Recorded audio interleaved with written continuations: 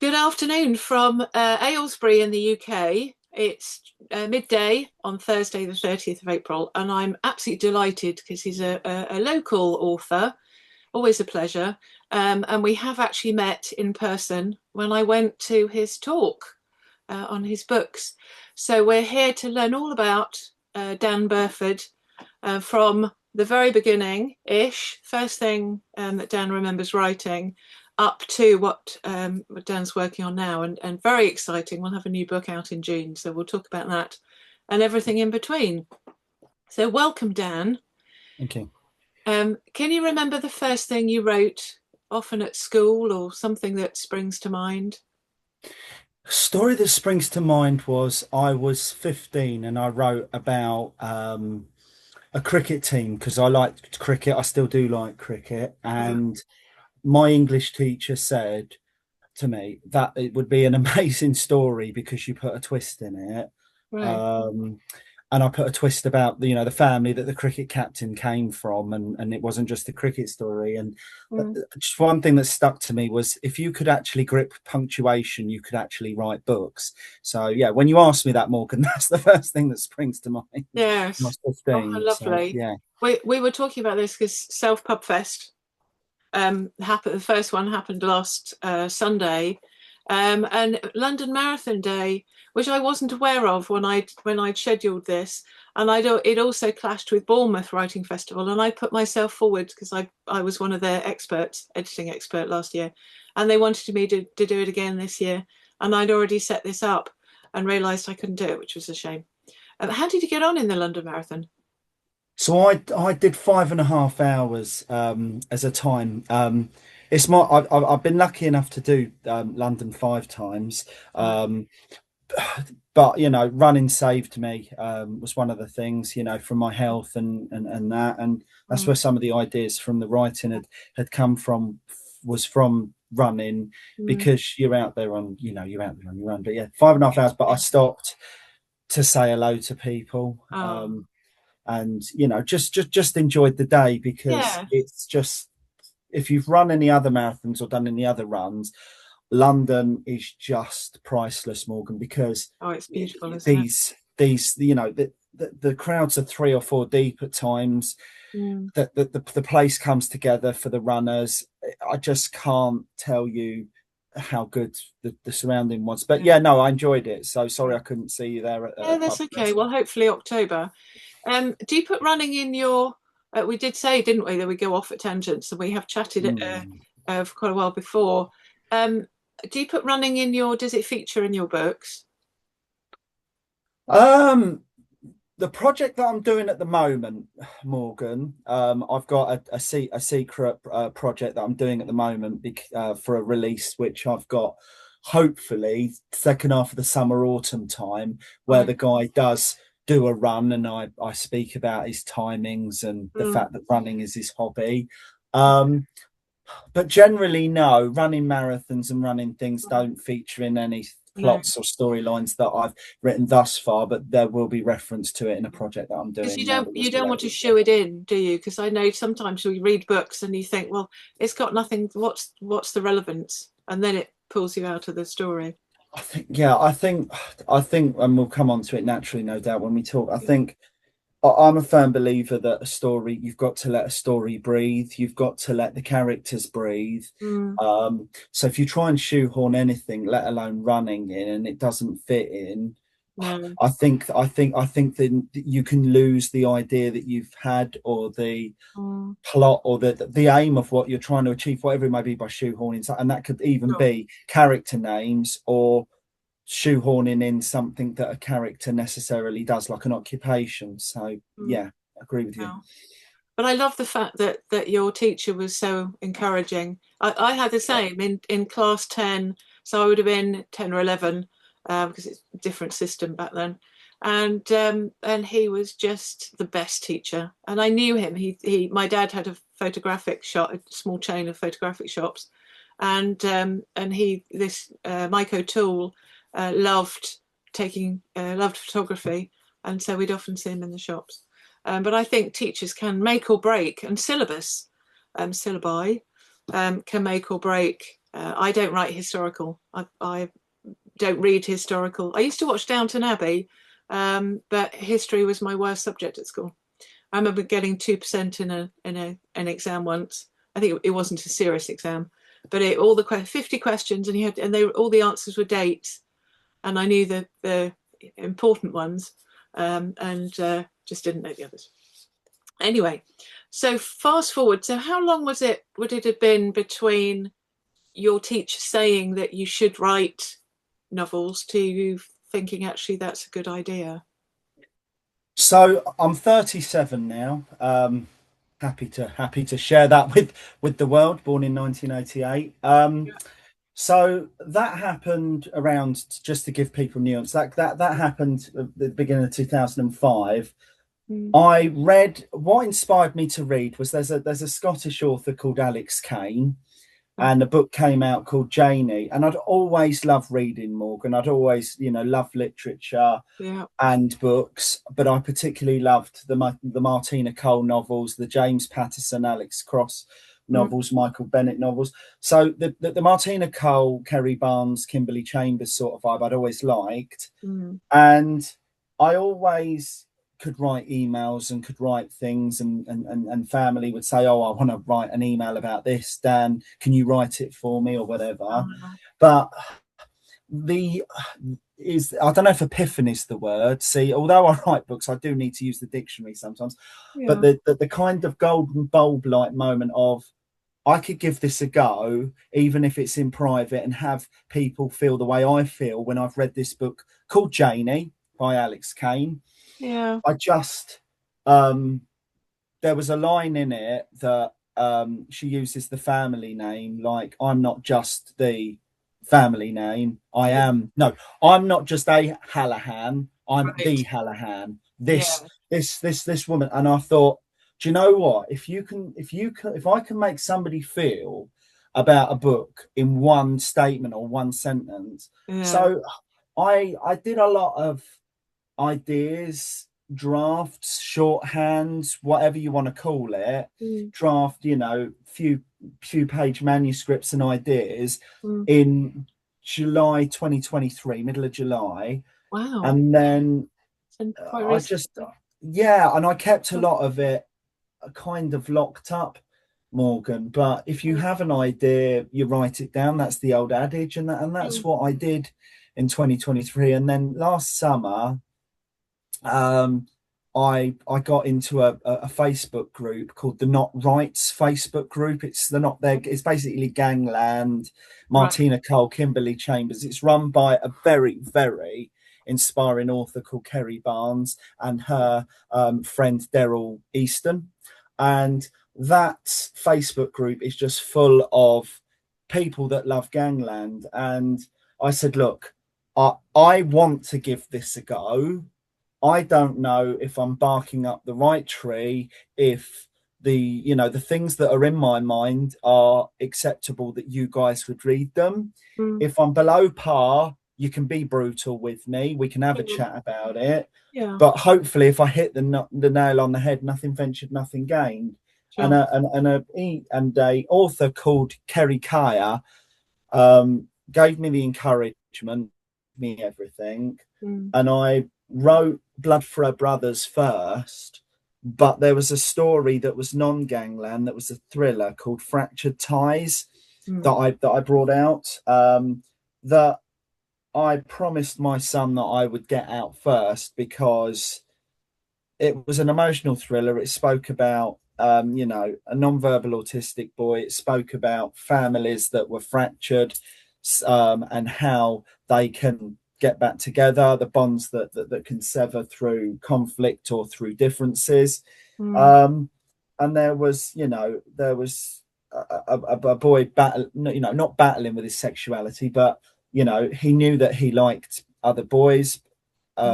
His family wouldn't accept it, but his mother was very, is very supportive of him. And that was the story that I wanted to get out, Morgan. So I released that in September, and then I wanted to have my follow-up, the first novel that was ready, which was Blood for Her Brothers, when I met you at the launch. and things have just, ideas are coming into my head every day, Morgan. I don't act on all of them, but I can be driving down, I drove from Glasgow to London with breaks, and an idea of my current project has come into my head, and I just can't let that escape. I'm Yeah. sorry, but I just can't. Yeah. Well, I think the fact that you're so well read, and it's odd because some writers won't read the genre that they write in case they pick up something and end up plagiarizing. I say, well, I would have no problem with that because I don't have a good enough memory. But if there is something that I particularly like, I will make a note of it and then say the author's name, so I make sure I don't use it myself. But I think because you're so well read on your area of your genre, that almost before you put a word down, even your subconscious knows what you're doing because you've read so much before you create anything new. And sometimes, just 2 points if I'm had to come back to you on that, is sometimes I have to step away from my genre and read something different, Morgan, because I've been in the depths of London gangland and the depths of grit. The people who Mm, read that genre will understand what I'm getting at with that, sure. hopefully, that I sometimes have to go to a different genre because if you're cooking steaks every day and then you go to a steak restaurant, you need a break from that, is the analogy I'll Exactly. give you. Yes. But at the same time, it's good to read people that have been successful, the same as a music artist. It's good to go to other music artists that you aspire to be's concerts, not to Sure. copy their ideas or to copy anything at all, because No. that's not what it is. But how No. do they have stage presence in what they Yes. do? How do they deal with the twists, deal with the ideas, Sure. execute what they've got? And I will always learn, and I'll say this every time I come into contact, and wherever this writing journey takes me, I'll always learn, listen, understand, and look at the tools that each author has and that I've got, Mm, and how is that utilized and come across in the page. sure. Yeah, it's great research, and I'm sure the more you write, because it hasn't been long, but you're about to release your fourth book now. Fourth, but yeah, Yeah, so Oath to the fourth King. book. Yes. Um, that you've learned, I'm sure you've learned as you've gone along, because writing is a different beast to reading. But when you realised that you wanted to write, I'm sure your radar then went, oh, this is how they've, as you say, this is how they've done that, and you can see what works. And as a reader, you can see the parts that you enjoy. And I think it was Ernest Hemingway who said that it's that easy reading is difficult writing, and it is a craft. But I I agree. get the impression I've not read your books, but That's okay. I do get the impression because you have top authors who've read them and given you reviews and given you feedback on it. Um, and if your peers um, have given you that kind of I wouldn't say adoration, but then you know you're doing something right. Yeah, You can't and keep on that. and I'll be honest enough, I'll be honest enough to say that there's a lot of things as you go through life. If I knew then what I know now on certain things, then there's certain books that I've, the three books that are out in the market now, Mm, would they be different? I would be honest enough to say that there was, but people will understand, I'm sure, or I hope that I'm on a journey, and based on feedback, based on life lessons, based on a lot of things that you get along the writing journey, mm, I can utilize that the feedback accordingly whilst being true to myself at the same time, sure. Morgan. And yeah, and that's that's all I need to sort of Yeah. communicate. And it's an enjoyable journey that I'm going on, and Yeah. I will always look to improve. Yeah. Because I think the great thing about self-publishing is that you can go back if you want to make any changes, not for correcting any errors, but if you just think, because I'm going back now through all of my, I've got 6 books there, and I've done one, and I'm going to go back through them all to make them tighter. And I think I would like to do that before I really seriously write or publish anything else. But I was reading your biography you sent me, and it says Dan's writing captures the grit, emotion, and complexity of real life, stories that linger long after the final page, influenced by the raw, fearless storytelling of Kerry Kaya, Kimberley Chambers, and Alex Kane. His work explores the spaces between silence and struggle, love and loss, identity and belonging. And I think we will get back on topic, but I think, have you found over the years that it's been a good thing that you've only started writing recently? Because I think we're more, as a nationality and globally, we're more open to show our feelings and say when everything's great or not great, or and that these books are received, especially your second, no, the Fractured Ties, has been so well received because people, it's more, we seem to be a more open society these days. Um, I mean, Fractured Ties was a good start. Blood for Our Brothers, the Mm, readers took to better, and I'm thankful for that. mm, No, I think that storytelling is not all fairy tales, and life is not all, hearts and flowers. God, it's good to be in love. God, it's good to have nice things happen to you. But yeah. unfortunately, I can't, in my books, there are people that unfortunately encounter love, loss. Mm, mm, People unfortunately passing away, have mm, horrible things happen to them. There are nasty people, horrible people in my books. And mm, unfortunately, that is a real reflection at times of real life. And there are things that when you open some of my work, I mm, can't talk about on an open camera in fear of anybody who doesn't read the sort of genre that I read, mm. hearing it from my mouth. But there is Sure. genre specific things in it, and it is Yeah, life. And yeah, I look to reflect on real life yeah. instances in my book, but it's not Mhm. a one size fits all approach either.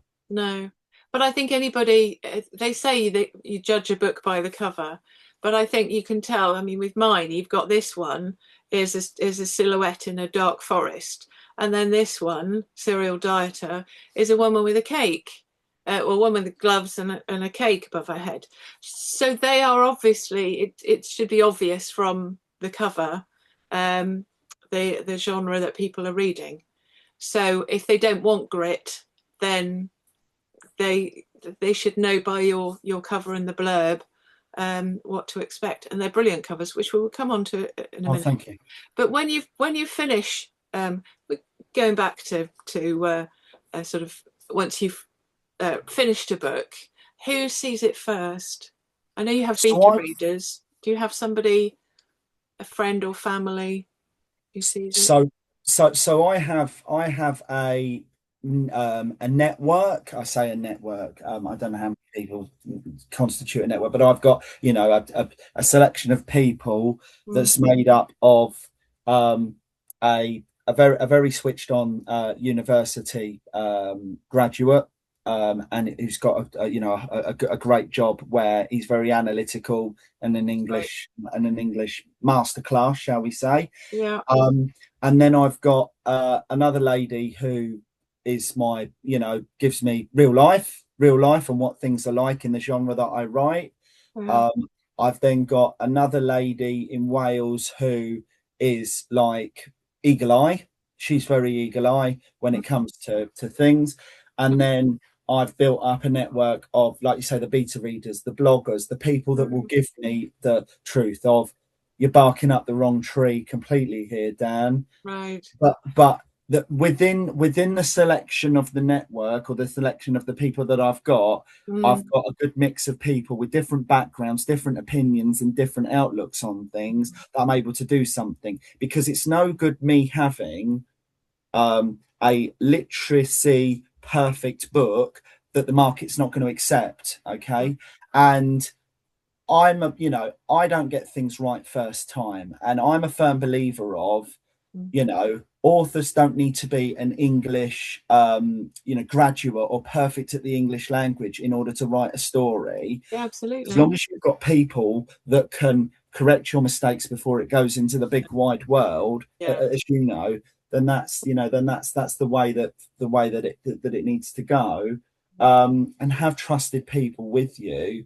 And I'm very fortunate of friends I've made along the way that are giving me different outlooks of life. Mm. Yeah, so yeah. Great. Well, that resonated, saying you don't have to be a graduate, or an English expert, Mm, because a lot of writers say that Dan Brown, Da Vinci Code, and J.K. Rowling aren't particularly good writers, but they tell a good story, and really that's what we want. I yeah. say that as a reader, there are 4 E's. So we want to be entertained, we want to feel some kind of emotion during and certainly at the end, and then to be educated, to learn something. So I'm not from the East End, but I would learn how your kind of book, Martina Cole's books, and I know people take the day off when Martina Cole's books come out, and then an escape. And as you say, gritty things happen, and so we may think our lives are quite boring, or quite tough even, and then we read a book like yours and think, actually, it's not so bad after all, and it makes us feel better, because there's always, and yes, it's fiction, but there are always people in dire circumstances. Absolutely. And the one thing, we go back to the London Marathon. I did that for the Autistic Society, Oh. and two of my books, I want autism and neurodiversity to be represented. In Mm, Fractured Ties, there's a non-verbal autistic boy that changes people's worlds in that. And in Oath to the Kings, which, as you mentioned kindly, is out in June, yeah, you've got, a highly functioning, very, he's a genius autistic young man who just completely changes the underworld and gangland. And he becomes the most lethal weapon to that underworld that the King family have ever wielded. There's no spoilers in there, but the beta readers have come in to that one and gone, you have just represented an autistic character perfectly. Now, I'm not saying one size fits all, but no, some of my beta readers have send children or send family members or friends very close to them, sure, and that just the books and where they've gone, to be able to be told that I am right, doing something a little bit differently. I'm representing a demographic that's not ever seen in that genre. sure, That's what I want to achieve, and I want to, like you say, emotion, open people's eyes, yes, and be a bit different at the same time, but in a good way, yeah, hopefully. yeah.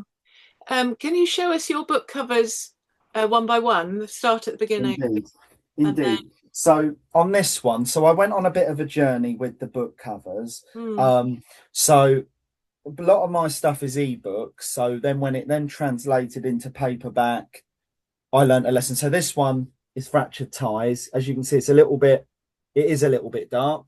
I'll go hmm, on camera and say it is a little bit dark in yeah, the background. And but when it's ebook, it looks a little bit differently. So that's okay, Fractured Ties. yeah. And Well, then my you'll second one.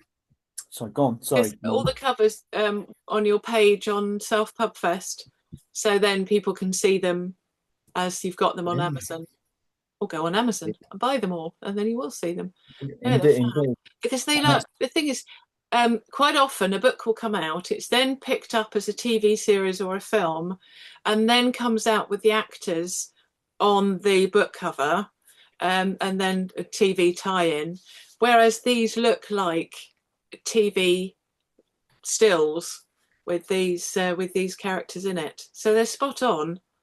oh, thank you. So that's Blood for Her Brothers. So you've got a lady called Kira Dalgleish, and the two gentlemen behind her are her brothers, and they are taken out by a hitman. Right, But it's why were they taken out? It's not a spoiler. I'm only telling you what's on the blurb. Why were they taken out? right, There's a lot of truths buried deep into this, and okay, I'm telling you now, she is a force to be reckoned with. wow. And Um, how do you find writing female characters? Do you find it quite easy, or you just go with it, um, get I female? just go with it. The idea goes with it, Morgan. And if you know, regardless of the gender, if you want a strong-willed person, Yes. you will write a strong-willed person. Okay, I'm not saying that cocksure. Do I No, find it easier to write a female than a male? No different, really. right. I've been very fortunate in the fact that, like you said before, I've had some very strong female authors that are within the genre that I've been able to see, well, how do they make somebody strong? What do they do with them, Sure. etc. So, Yeah. and then we've got Mm, dead wrong. So that's you've got Beverly Chambers here, a lady called Beverly Chambers here. She's a right. spoilt madam. Her dad gives her everything. Yeah. Her dad is runs West London. Now, she meets a boy who is a lovely boy, and he asks her something innocent, and that just sets her off. She Wow. gets attacked, not by him. That's Mm, not a spoiler. It's on the blurb. yeah. Not by him, but she pins it on this boy. What Right. nobody knows until nobody knows, again, it's in the blurb, Yeah. is that Yeah. his dad is an East End gangster. Right. He looks to avenge it. Now she's told a lie, and she holds the key, and Right. you just get tit for tat, West versus East, all Yeah. because of her lie. How long will she keep it up? And Wow. also, Morgan, why was she attacked? Sure. Why? That It's is the often the why. why, isn't it, in stories? So I notice her surname is Chambers. Is that an homage to Kimberley, or just happens to be? Just happens to be. Right. I just go with it. Now, Yeah. the one thing that I you struggle in my genre, and I was having a laugh with a few authors on this. There's only so many surnames you can use within the genre, Mm, and so many first names right. that sound like they fit the gritty underworld. Sure. So it wasn't on purpose at all. It's a nice Um, homage, I had to though. find I something. like it. I like it. Well, okay. Well, And a I nice suppose we can go with it. unintended homage. I Yeah. suppose we can go. I suppose we can go with it Yeah. if the cap fits, let's wear it, as they Absolutely. say. And then we've got Oath to the Kings, which will come That's out the new on June one. 5th. Wow. Um, They look quite thick books. Are they? Do you know the word length roughly? um, the first three were around the 130 to 140 mark. Okay. This one's about 170 Wow. because I tried to pack everything in. Right. And this, funnily enough, is the fastest paced book of the lot of them. Wow. Because the one thing I learned was don't build up, trust the reader, Yes. just immerse them. And Yes. this one is so you've got an autistic gentleman here called Mm, Dominic Rowe. He's got his mm, ear defenders on there, as you can see. right. You've got Kane King and Richie King, who are Okay. the King brothers, and their sister Romy. Right. Um, I love the name. he's mugged. Oh, thank you. He's mugged outside of a South London shop in an alleyway. Right. These two see it happen. They rescue him, and they see how clever he is. Now, Right. Kane is the reason Kane cares so much about people with learning difficulties is, again, it's not a spoiler. His son died with learning difficulties very young, and Right. although he is, a gritty, hard gangster, he's Yeah. actually got a heart of gold. Right. And if you're nice, you don't bother him. He'll look Yeah. after you. He's one of them sort of people. I just Sure. loved writing this gentleman in Yeah. particular. He's my favourite. Oh. Um, I I have a vision of an actor in my mind because I am very cinematic. Morgan, you picked it up. Oh. I am. Yeah. I love the Rise of the Foot Soldier films, that sort of thing. Right. That character is Craig Fairbrass all over. So yeah, so I said it here. Hopefully, Yeah. but And yeah. how many chapters before you put that book away? How many chapters? You may not answer this. You may be able to answer this anyway. How many chapters is that book? Because you said about fast paced. To be Just honest with you, to be honest with you, I will have to open it yeah. because again, you've got 76 chapters there, Morgan, Okay. and you've got an epilogue at the end. Right. They're not short chapter books like somebody like James James Patterson, Patterson. Yeah. but they're not long chapters that no. go on for 40, But 50 really, it's pages. about the pace. Because Yeah, if say, even if a chapter, I mean, his books are about, they're quite short actually, they're about 70,000, 75,000 words. yeah, And the last time I looked at one of his, he had 141 chapters. So it's yeah, half the length of yours with twice as many chapters. yeah, And he goes back and forth between the detective and the villain on the yeah, whole. Um, but, and his are very fast paced. He has a lot of just of dialogue, less description, a lot of dialogue. So it is quite quick, back and forth. Um, but if you have it, make your chapters, although they're longer, as you say, you've got fast pace, they're not going to seem long chapters. People are going to want to keep reading through them to find and out what happens I next. couldn't stop. I know, I mean, I say I couldn't stop writing. That's that. I'd say that tongue in cheek, but Yeah. and again, the beta readers and the reviewers have said, yeah, although the word length was longer Mm. on Oath to the Kings, Yeah. I didn't realise it. And they're professionals, and that Mm. they read a lot of books, etc. Sure. But some of them were emotional wrecks by the end of it. I mean, I at the end of this, I had to make decisions on plot lines and things for the good of the book. I couldn't take the easy way out on a lot of No. stuff on this one, No. and it took it out of me, Morgan. I'll happily say that to the public eye, Yes. because I cared about this Yeah. one. Oath to the Kings, I'm massively, massively. This was the first idea and the first draft I ever wrote, but I held it back until I thought that I was ready. Yeah. There is nothing left of me outside of that book. So yeah, And because your book's coming out and it's on pre-order, Oath to it the is. King Yeah, is on pre-order, and it's gone out to beta readers, it's gone out to bloggers, and you're getting it. The ball is well and truly rolling. When a book comes out, what kind of marketing do you do? Do you do uh, it all yourself, or you get other people to do it? I've never. Okay. I'm a firm believer. Again, I'm honest, and I'll always be honest. I've been fortunate enough at this up to this juncture that I've not spent a penny on marketing. Mm. It's all been word of mouth. It's all been, you know, just letting it take its course. If you've got something that people want to read, they'll find you. I think we discussed that offline before, Yeah. and so I do the social media marketing and the sharing side of things. Sure. But no, I don't. I wouldn't say that I do as much marketing as what others may do. And it's been rather organic, but at Mm. the same time, if somebody's engaged with me as a person, I see readers as people. Yeah. If I'm not quite where I should be in your mind, tell me. I might not execute what you tell me, but Yeah. everybody's got different outlooks, different opinions. I don't take them to heart if I'm not the cup of tea. If you think the No. book's only 1 star and you Right. give me constructive feedback, you give me Yes. No. constructive Absolutely. feedback.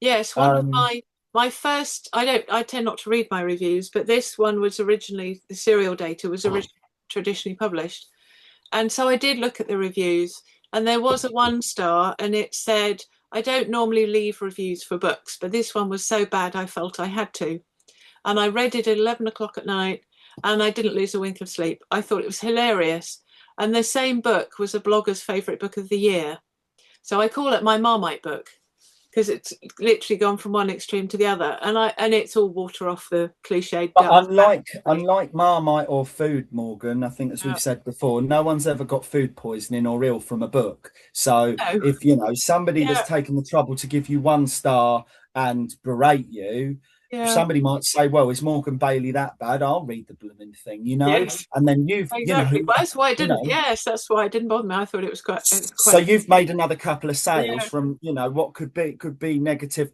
publicity. yeah, So no, curious. But no, I mean, I I like to I know take though. if I were wearing a hat, I would take it off to you because you've done just phenomenally well in such a short amount of time. Because this is 20 years worth. This lot. And you've done amazingly well in less than 3 years, because it's 2023, wasn't it? And you've It got was, yeah, four books in 3 years. it Um, was. I started writing them, but I only started self-publishing in September last year. Um, but because of Kerry Kaya, and that's what it, that's what it is. But we are 7 months and a little bit down the line, Morgan. Hopefully the next 7 months up to sort of Christmas time yeah, are as fruitful. But for me, it's very important that I don't get caught up in how well things have gone, better than I could have imagined the yes, last 7 months. I yeah, can't thank the readers and the people that have engaged with me enough, and the yes, people that haven't quite thought that I was where I should be and have given me feedback. Well, that speaks more volumes to me yeah, than somebody that liked it, because I need to have somewhere to go and to get better. sure, So if I'm not quite there and somebody wants to say, look, Dan, you need to do A, B, and C, D, E, and F, yeah. particularly if they know their onions, I need to sit and look at this while still being true to myself and what I'm looking for. Absolutely, So yeah, absolutely. And you still work as well. Do you have a set time where you I get up do. early, Yeah, or you go to bed, or you have times while you're on the road to I be able do. to work? Yeah. So I spend a lot of my time up in Leeds in Yorkshire because I'm a fleet consultant to do with vehicle fleets, Right. and I'm in hotels a lot, and I'm able to get my stories out in the evening. I'm not a drinker or a party goer, too Yeah, old for all that now. yeah, I'm quite, 20 years younger than me, but yeah, no, I'm the and, same. I'm the same. and so yeah, so it's in the evenings, or Mm, I'll write notes which and ideas and things in shorthand that we can then bind together, make into a story, make into a chapter.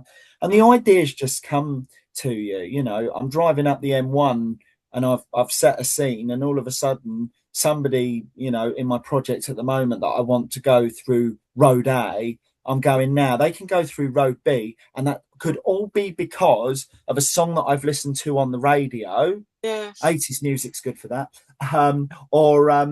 Or a discussion that's been on Talk Sport or something, or somebody's opinion, and I'm going, do you know what? Character B could have that opinion. Or if something in the news not nice has happened, I know it's not good to say, but I no, could go, do you know what? Character C can be a right you know what and yeah. do something like that. Yes. Well, a lot of when you go to festivals, people Hmm. do say, readers in the audience, they often say, well, how do you get your ideas?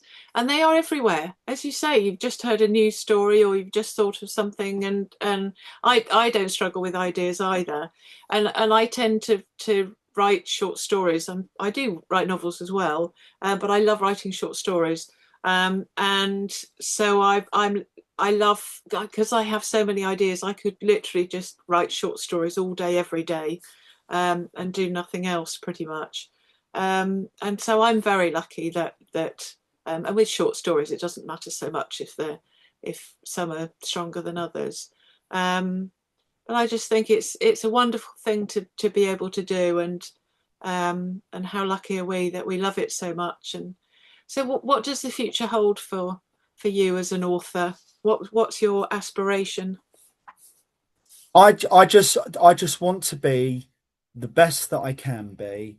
Continue to improve, continue to um, to improve, to come out with better material based Mm, on feedback, based on my own ideas. I've got plans for hopefully, I can't nail my mask to the wall, my colours to the wall on it. I hopefully want to come out with a trilogy, or be turned round to a trilogy, because I've seen what I hope, please God, is a gap in the market within my genre for right. something. And and I want to say this much, even if it is only a standalone. Mm, The late, God rest her soul, Amy Winehouse. I listened to one of her unreleased songs, or something that was released after she passed away, yeah. and that between Glasgow and London on a trip has given me so much, Wow. so much inspiration. Mm. For one of her, one of her, I think it was either the last one she did before she passed away, or it was Wow. an unrecorded one that a producer or another artist did as a Cool. collaboration with her. Yeah. Um, but yeah, that's so just get better, continue hopefully in the same vein as what I've done in the last 7 months being on the market. Um, and just continue to learn from Yeah. others and Enjoy it while yeah, you're doing it. I mean, absolutely enjoy it while I'm Yes. doing it. Yeah. Um, I mean, it's but clear that not you get do. carried It's away. clear that you are enjoying this journey. I am. I Yeah. am learning. I'm enjoying learning. I want to go I want to go to audio books one day.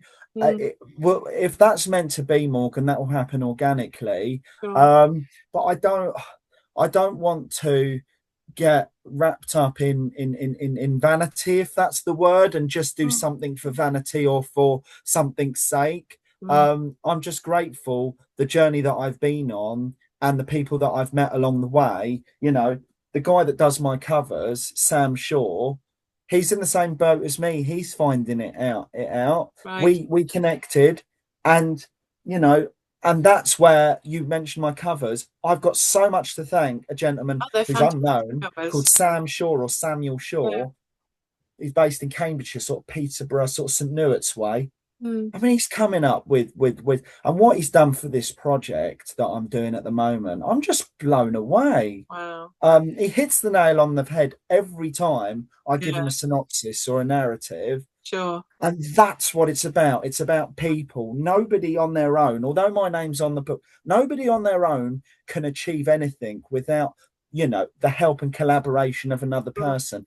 And Sure. and the readers, that's what it's about, Yes. being together in the love of a good book. Well, you mentioned audiobooks, and we're doing a panel tonight on audiobooks at 6 o'clock, and and it seems to have shifted. I love audiobooks because then I can be doing something else. So because my day job is editing, I'm too picky. Last time I sat and started to read a novel, I didn't even get very far through it before I started picking at it.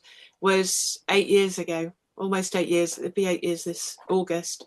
And so I read short stories for pleasure, but I can listen to audiobooks because I don't know whether it's a slight detachment because I'm not sitting and listening. I'm doing other things. I might be tidying the office or doing something that doesn't involve words. And so I'm half listening. And I love them. And when I'm walking the dog, I have them on an iPod. And I think they're fantastic. And it seems to be that people are, they're certainly not shifting away from paperbacks. But I think there was a worry initially when Kindles came out, when ebooks came out, that it would kill the paperback, which it certainly hasn't done. I know of some authors who still sell more paperbacks than Kindle versions.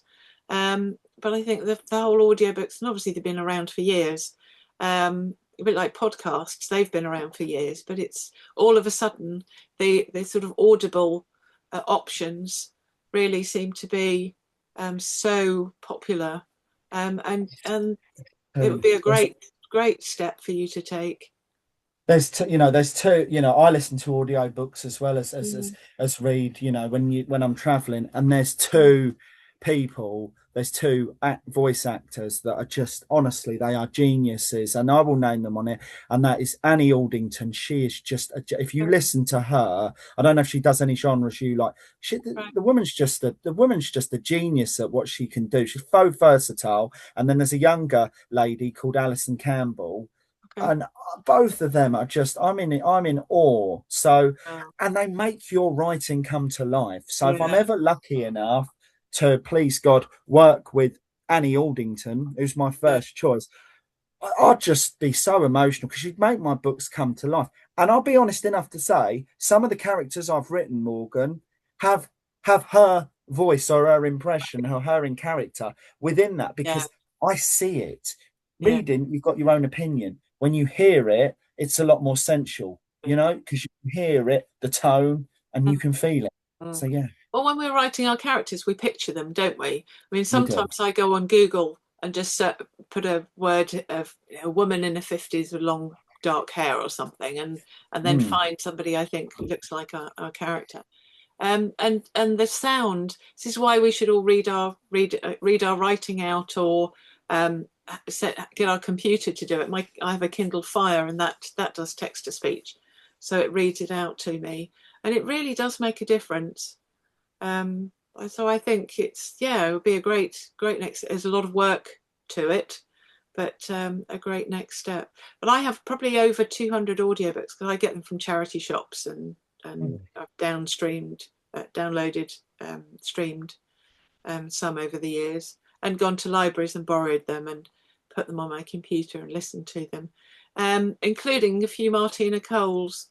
So I'll have to bump her up the list and listen to, because I Honestly, admire her. listen to I've met her a couple of times. Yeah, Annie Aldington reading Martina Cole. Right. Honestly, if you can stumble across her Mm, reading Martina Cole, I'd love to hear what you thought, because right. she's just a genius with all of the Gangland authors, from Wow. Kimberley Chambers to Kerry Kaya to Kerry Barnes to Martina herself. She's just a genius. Honestly, I can't speak highly enough how she makes it come to life. So yeah, Yeah. recommendation from me to you there, Morgan. Absolutely. I'll have to look and see, because I've got them on my computer, so I'll have to play it Hmm, and see who the narrator is. But indeed.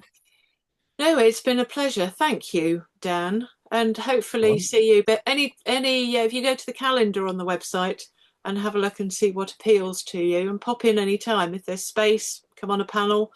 Otherwise, pop in the chat and ask questions anytime. And hopefully see you in October, if not before. I'm sure, being local, that we'll bump into each other at a writing event in the not too distant future. yeah, absolutely. No, Thank thank you very you. much indeed, You're Morgan. very welcome. No problem at all. Thank you. Thanks then. Cheers. Okay. Bye now.